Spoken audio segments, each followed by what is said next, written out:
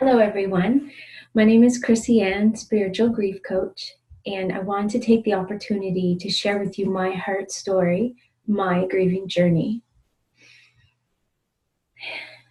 It began 11 years old. I'm sitting in the classroom. My uncle is my teacher, and somebody comes in, says something to my uncle. He turns white and leaves. Now, my 11-year-old self says something's not right, but I went about my day. When I got home, Mom was home, which was unusual. And she brought us to the living room, me and my sister, my brother as well, and stood in front of us. And I remember that moment, eye to eye. And she's looking right at me and she's like, Grampy is gone. And my whole body just drained. It was like I was just like plucked from my body. I remember feeling completely empty, confused, deer in headlights. And I remember my mom kept repeating, Grampy is gone. Grampy is gone, like a broken record. It's like she knew I wasn't really registering. And suddenly I was watching up from above and I could see my mom knelt down, eye to eye, telling me this. And I remember that feeling of emptiness and like just your life in you just drops away. And she kept telling me, Grampy's gone, Grampy's gone. So in a moment later, I sort of register and I decided I need to sit down. And I sit on the rubber plant in our living room. I miss the couch and sit on the plant. And my sister, who was younger than me, laughed at me. And I was quite upset. I know that she was too young to really realize what was going on. But I was very upset. And so I went to my room, and that was the last we spoke of it, because in my family, we didn't expose children to death. Death was an adult thing to have to deal with. It was heavy. It was full of despair and sorrow, and children's lives are to be happy and joyful. So we did not expose children to death in any way. So that is the last that I remember speaking of my grandfather's passing. And I was so conflicted, so heavy inside, and just didn't know how to voice it, didn't know how to talk about it, and nobody ever brought it up. So that was May of the year when I was 11. And that June, so a month later, my mom sits me down again eye to eye, and tells me that next fall I'm going to a different school. I'm going to learn French immersion. See, this is a smart thing that my mother did. I was top of my class, always top 3 in marks. I was very capable of learning a new language. We live in a bilingual province, so learning French was a smart thing to do for my future. But it was taking me away from all my friends. And at 11, that's all I had left. My grandfather, see, he lived 2 houses away. He was like a best friend, and he was now gone. There was a piece of me that was now gone, and I didn't know what to do with that. And now she was taking my friends from me because none of them were coming to this new school. I was angry. I did not know how to voice the pain that I was in, this heaviness, this emptiness in my body, but yet heavy. So heavy that I couldn't carry it. And I was just lashing out in anger of this decision. And it was not up for discussion. And I was sent to my room, and that was the last that we spoke of that. And see, what my mom did was smart. It was a smart parent thing to do. Yet she had no idea of this world that was brewing inside. I didn't know how to articulate it. I didn't know how to tell her. And it just seemed to be unsafe to talk about. So I went to school that fall, to the new school, and I made friends right away. It was something that I never had a problem with. Yet I still was living this darkness inside that I couldn't put words to. And I remember we started school in September, and about probably October-ish, I remember I was offered my first drink of alcohol. And it was Southern Comfort Straight, and I took it. And I remember it hitting my mouth with such warmth, down through my throat, filling my body with this warmth. This numbing all of a sudden took away the emptiness and the heaviness. And I was like, whew, I feel better. And that was the beginning of myself drinking. I was 12 years old. And that continued over the years. And then I went to high school and was introduced to drugs and took that.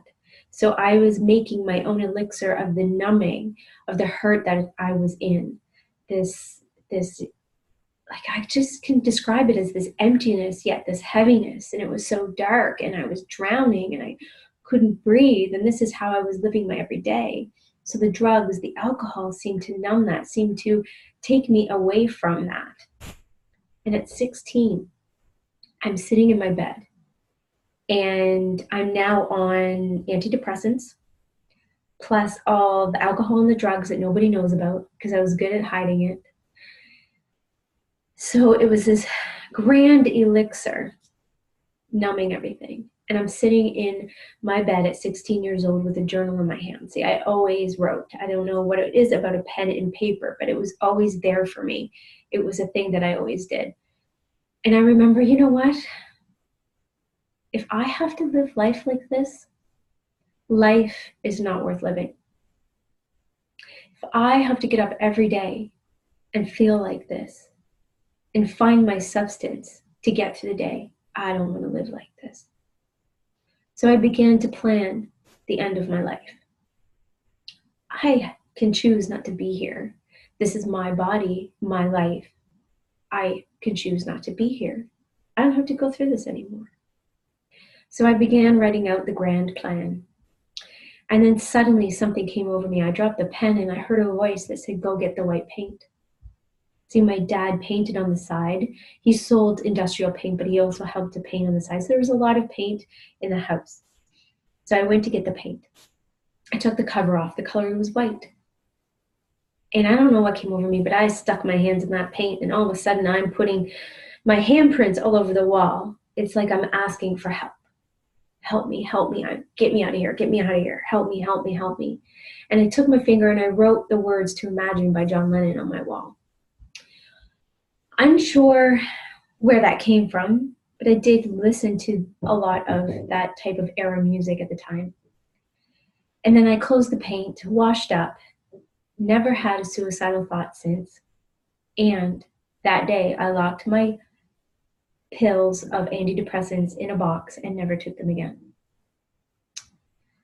Yet I'm still living with this emptiness, yet heaviness, and this darkness and this agony, and my body is just too heavy to carry, and my spirit is just, I don't know where it even is. I don't even know what it is. But yet I continue. And I continue drinking, and I continue doing the drugs till I'm about early 20s. And then maybe mid-20s, yeah, early 20s, mid-20s, I replace it with working too much.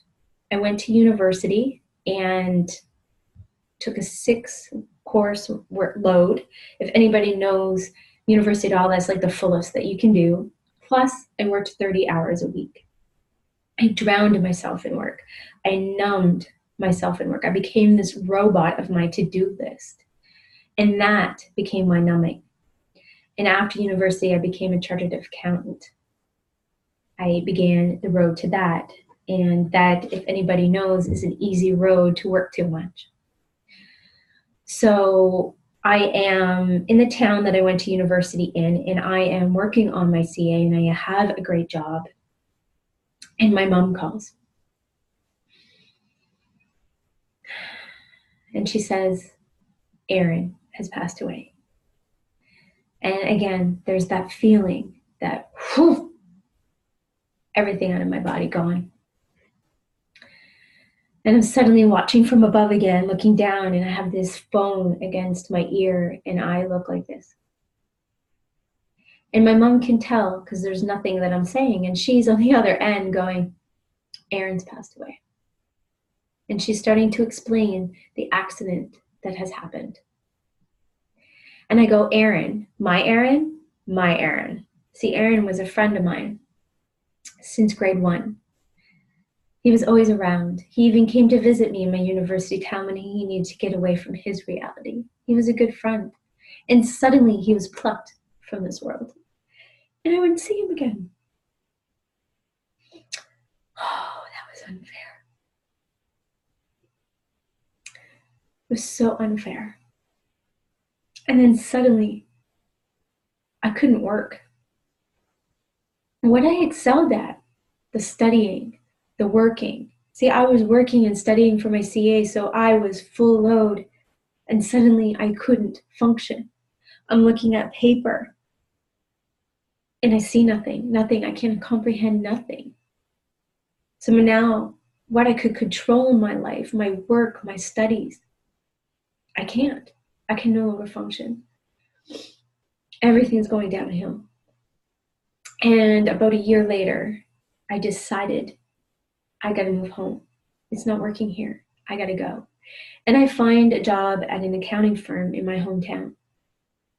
And I knew I made the right decision when my first day of my contract was the anniversary of Aaron's passing. To me, it was a sign from Aaron that said,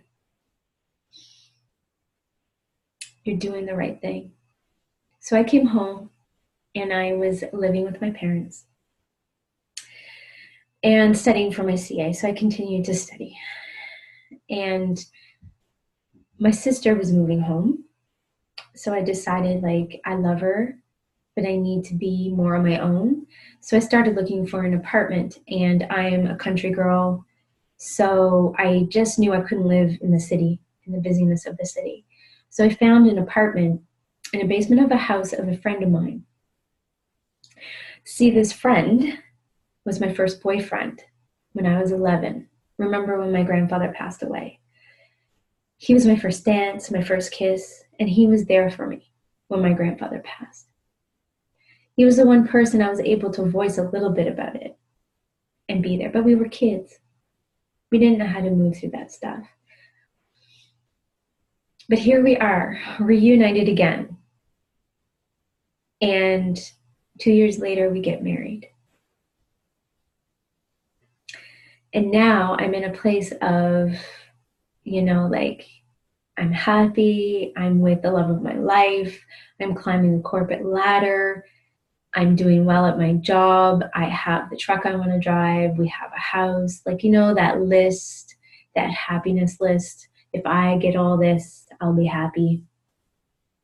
Because I'm a chartered accountant now, I made it, I did it, I achieved it. All of that on my to-do list was there. Yet I was so empty on the inside, still looking for that spark, that joy that some people talk about, that happiness. What is that? And I remembered, my grandmother called. So I'm in the midst. This is where I'm at in life. And my grandmother calls out of the blue, you need to read this book. You need to read this book. And I said, okay, Nan, what book is that? And I'm just looking for it. It is The Shack.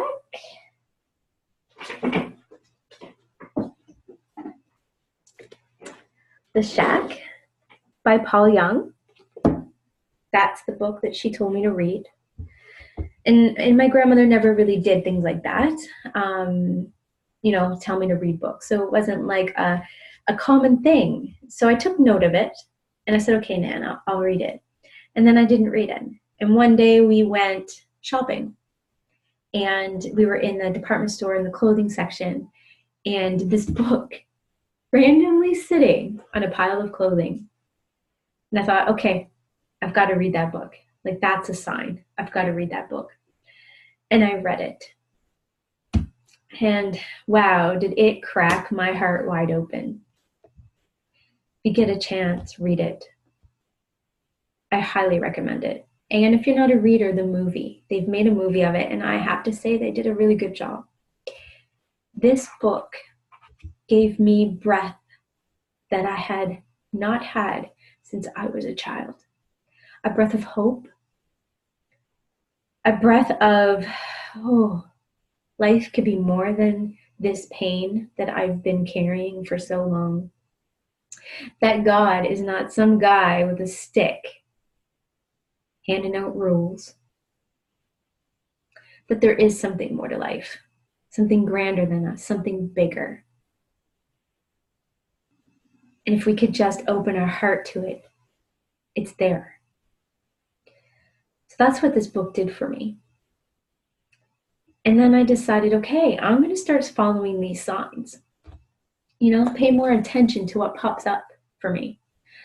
And I just suddenly, about, a couple days after I finished the book, remember that a friend had given me a card, a business card of a lady who does energy portraits. Actually, she's painted this one behind me. In 2011, she painted this for me. So this was a few years before that. And I went on her website and noticed that she did this thing called Reiki. I was like, what is that? It just kind of like climbed out of the screen at me, like, look at me, look at me. So I emailed her, said, I don't know what this is, but I want a session. And next thing you know, I'm at her door. My stomach is turning. I'm thinking I'm going to throw up. I'm like, I don't know what I'm doing here. What was I thinking? And of course, she felt that. So she invited me in, got me to breathe into the moment. And she explained, look, all you need to do is breathe.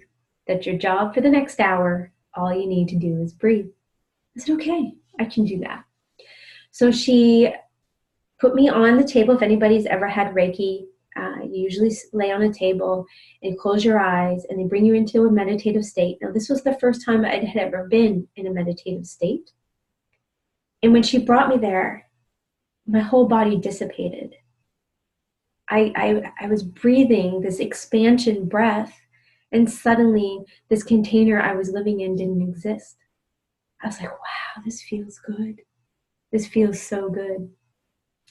So once in the meditative state, she'll use energy work to move what you have surfacing. So I would just lay there, and then all of a sudden this overwhelming wave of sadness would come, and I would start crying, and she would say, just breathe. So I would take a deep breath in, and it would go. And then anger would come, and she would remind me, breathe. And it would go. And the session came like that. It was peace, and then there was agony, and then there was despair, and then there was peace and sadness. And it was just all of these emotions were coming. And as they would come, she would notice, and she would tell me to breathe. And when I left that session, I said, oh, you mean I can find more life in me with breath? I can move my pain with breath? And as I'm walking up the stairs, she says to me, if I start a meditation class, would you come? I said yes. And for the first little while, it was just her and I, until she was ready to invite more people in. But I found this tool that gave me hope that there's more in life, to breathe life to that hope that I got from this book. To reach a part of me that I didn't know existed, this part of me that was expansive, that was endless energy, that was so peaceful. And I didn't have to take any substance to feel like that. I just had to breathe. Breathe with intention. Breathe with my body, that deep. And this was a turning point in my life. This tool of breath was something I clung onto, and it was something that changed my life. See, I feel this book, that grooming, was getting me ready for the catalyst of my grief. I was following these signs of training for the greatest war of my heart. A war that I could have turned back to alcohol, to drugs, to drowning myself in work, food, shopping, which are also things that I had done. In these new tools, because my grandmother had followed her heart on this, and because I had followed the sign that showed up in that store, and because I followed the sign of that business card. You know, my friend happened to go to a market to get this business card, you know, to walk by and go, wow, those paintings are beautiful. I'm going to take a card. And I'm going to take one for Chrissy because I think she needs one too. And for me to put it in my drawer and think of it months later and have the guts to reach out to this woman and to find breath at her session, to follow those signs, they were getting me ready. Now that I look back, I was being groomed for the greatest war of my heart. See, in 2011, the year, my friend Pam, the one that did the energy portrait, the business card I had, the one that introduced me to Reiki, to meditation, had become a very dear friend of mine. And she had painted this behind me. And my husband and I were trying to have a baby for a couple of years then. And every month was a grieving process. If anybody has ever tried to have a child that doesn't happen right away, it is hard, it is difficult. And every month is a grieving process. It's a loss. It's a loss of a life that you have dreamed of, that you desire, that you want, just taken away when you find out you're not pregnant. So she had painted this early 2011 with the intention to remove any blocks that we had in having a child. She gifted me this in January, February 2011. April 4th, I wake up, take a pregnancy test, and we are pregnant. It is our turn. And I remember waking up my husband going, it's our turn, it's our turn. And it turns out to be the best pregnancy ever. Like, I felt more fantastic than I ever had in my entire life. There was this love and this joy pouring through me that I thought, this is what I've been seeking my entire life, this feeling, this love, it was the best time of my life. And we would plan, you know, every week we would come together, him and my husband and I, and we would read the book, you know, what are we expecting every week, how the baby's developing and where the baby's at in the pregnancy. And, you know, we had our pregnancy photos done and we had the nursery done. And it was just like, we did everything. We had baby showers and it was just, you know, the anticipation. We're going to have a boy or a girl. We weren't going to find out. And what would their names be? Who would they be like? Who would they look like? And it was just the best time of our life. And I really, really felt that it was for me. And November 14th, 2011, I wake up and I'm having what I think is Braxton Hicks, so fake contractions. So I get up, go about my day, I go to work. And on the way to work, something strange is happening. I'm singing Kumbaya, something I haven't sang since I was like 11 at camp.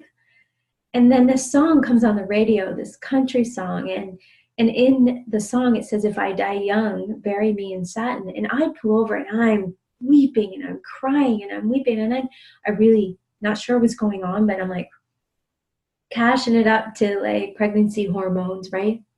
Because I'm 8.5 months pregnant at this point.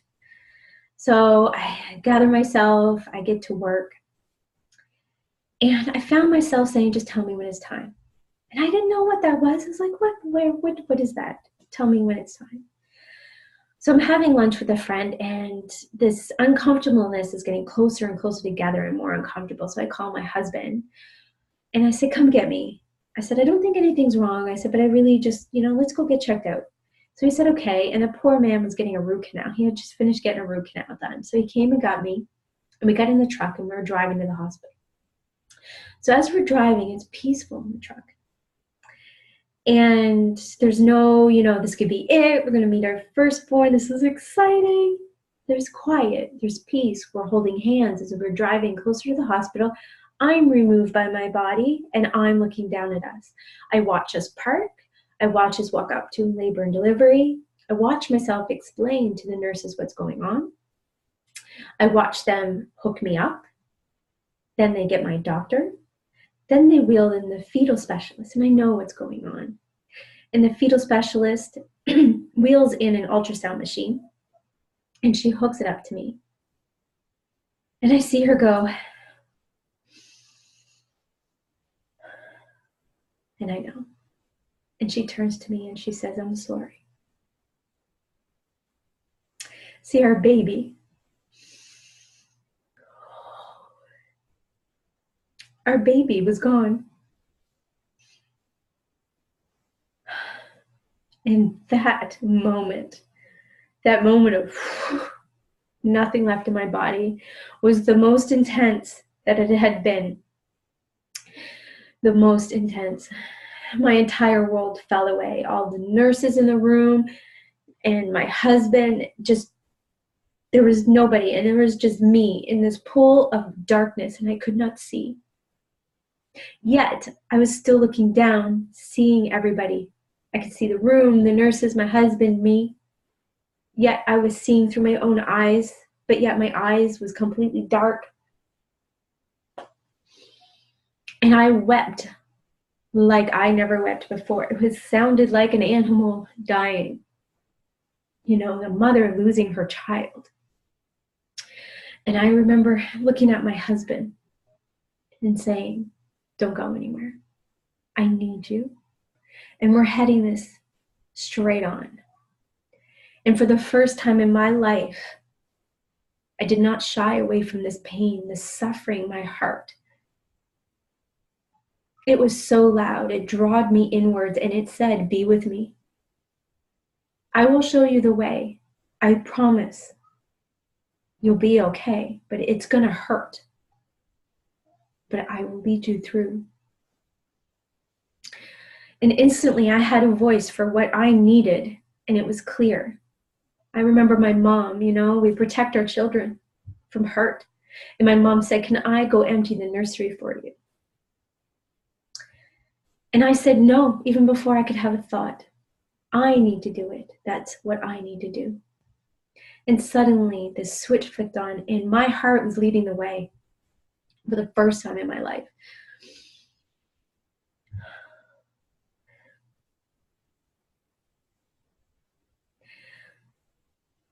And at the same time, with this suffering and this hurt that was like so profound, so heavy, that there are no human words for how much I hurt that day. I could see this magic unfolding. And I know you're looking at me like, really? But see, we didn't call a soul. And somehow, life orchestrated his parents to be there, my parents, my sister, my cousin, my brother, my uncle, my grandmother, my husband's sister from where we live, but also 2 sisters from out of town. They all showed up. They all showed up. They were all there for the birth of our firstborn. And see, I was 9 centimeters dilated. Apparently, I was in labor. So when they told me I had to deliver, I was like, seriously? You're telling me my child is gone and I have to deliver him? Okay. So of course I said, nummy, give me the epidural. And because the baby was gone and I was so close to delivering it, was still okay because couldn't hurt the baby anymore. So I got the epidural and I pushed and I delivered my baby boy, Carter. And my husband cut the umbilical cord. And he ran to the waiting room full of all his family who knew the baby was gone, but they came anyway. And he said, come meet my baby boy.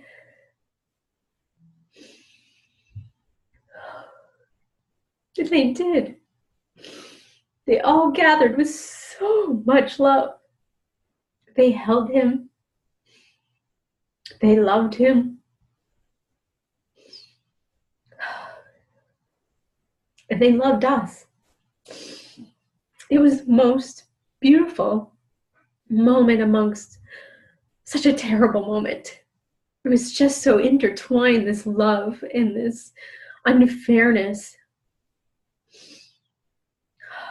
And the hospital was so great.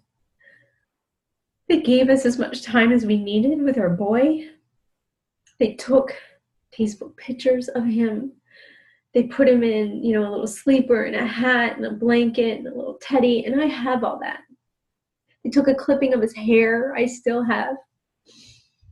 And they let me stay way back in the last room in labor and delivery so I didn't have to go into maternity ward with all the new babies.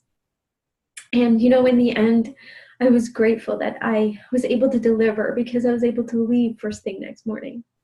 If I had had a C-section, I would have had to stay longer. But I remember sleeping in that hospital bed and my husband sleeping in the chair beside me. And I remember waking up in the middle of the night, like this hand had hit my shoulder, and I went, and I looked, and there was no one.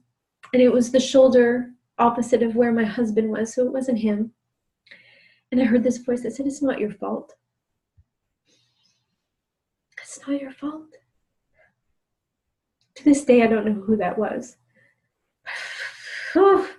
I really felt it was my fault.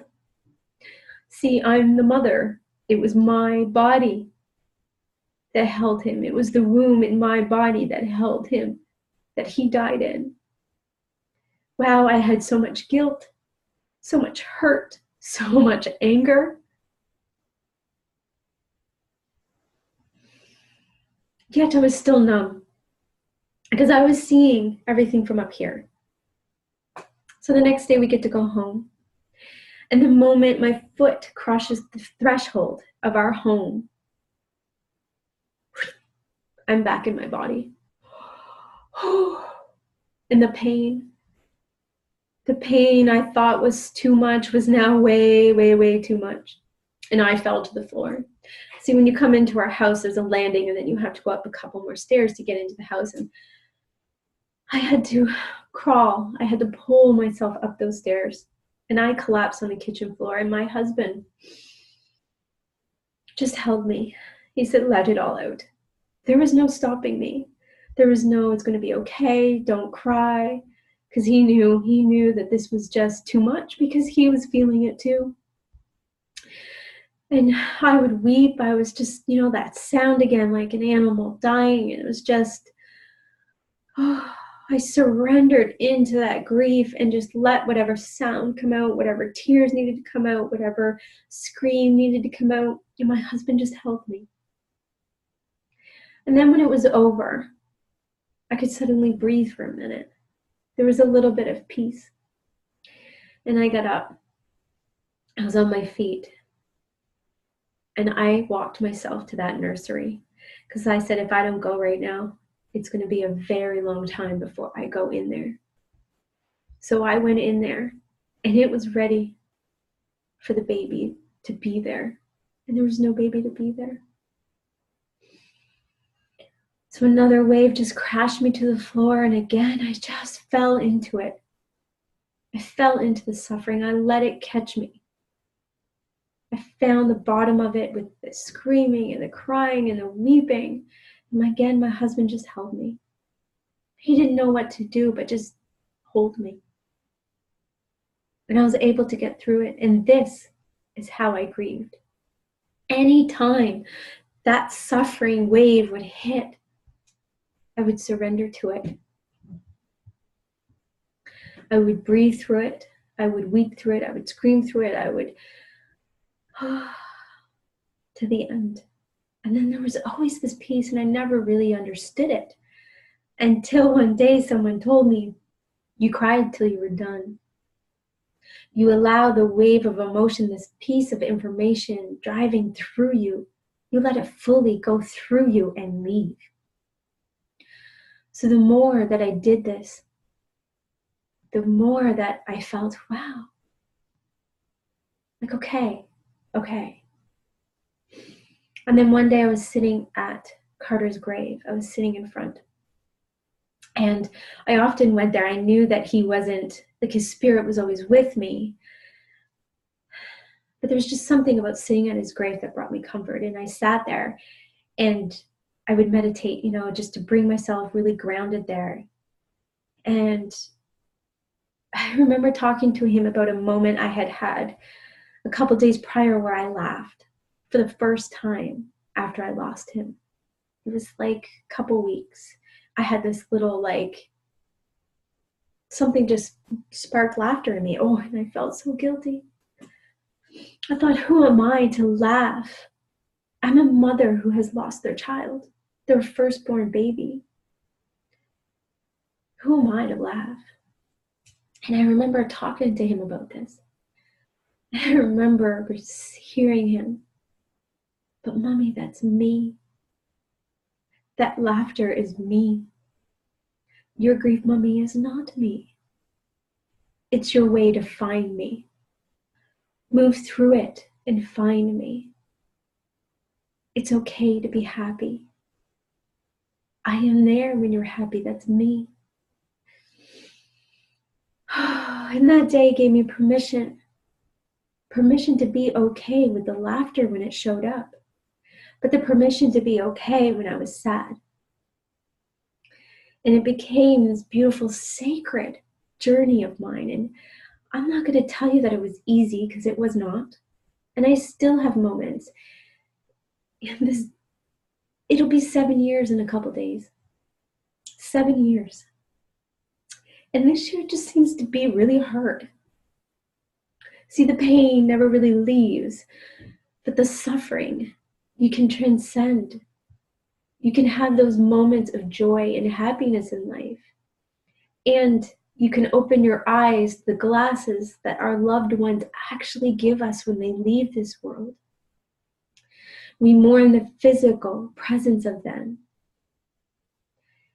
And as we mourn fully, they show up. The veil between here and there becomes thinner.